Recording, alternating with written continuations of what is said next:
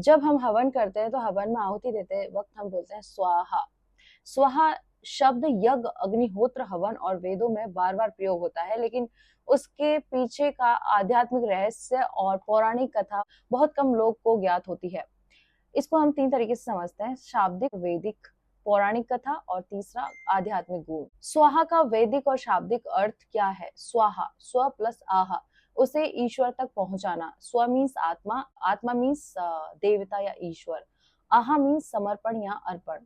जब हम यज्ञ में कोई वस्तु, घी, जड़ी, अनाज या अग्नि में डालते हैं और स्वाहा कहते हैं तो इसका अर्थ, हे अग्निदेव, कृपा इसे देवताओं तक पहुंचा दे। स्वाहा कौन है? पौराणिक कथा, स्वाहा देवी स्वयं एक शक्ति हैं।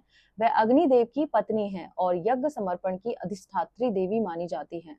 पौराणिक कथा नारद पुराण, ब्रह्मवैवर्त पुराण के अनुसार एक बार देवताओं ने ब्रह्मा जी से पूछा कि हम जो यज्ञ करते हैं उसमें दिया गया अन्न, घी आदि देवताओं तक कैसे पहुंचता है? तो ब्रह्मा जी बोले, ये कार्य केवल स्वाहा देवी के माध्यम से ही संभव है। फिर उन्होंने अग्निदेव और स्वाहा देवी का विवाह। स्वाहा का विशेष वरदान मिला कि जब भी कोई अग्नि में स्वाहा बोलेगा, उस आहुति को वे देवताओं तक पहुंचा देंगी। इसलिए कहा जाता है, बिना स्वाहा कहे अग्नि में दी गई वस्तु देवताओं तक नहीं पहुंचती। आध्यात्मिक अर्थ इसका है, स्वाहा केवल शब्द नहीं, भावना समर्पण की है।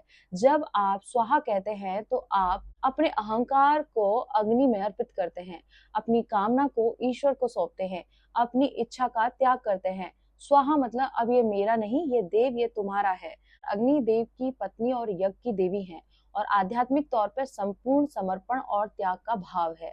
इस तरह से मैंने ये आपको जानकारी दी है। आपको शायद ये नहीं पता है तो इस वीडियो को शेयर कीजिए, लाइक कीजिए और मेरे साथ बोलिए ओम नमः पार्वती पतये, हर हर महादेव, शिव शंभो।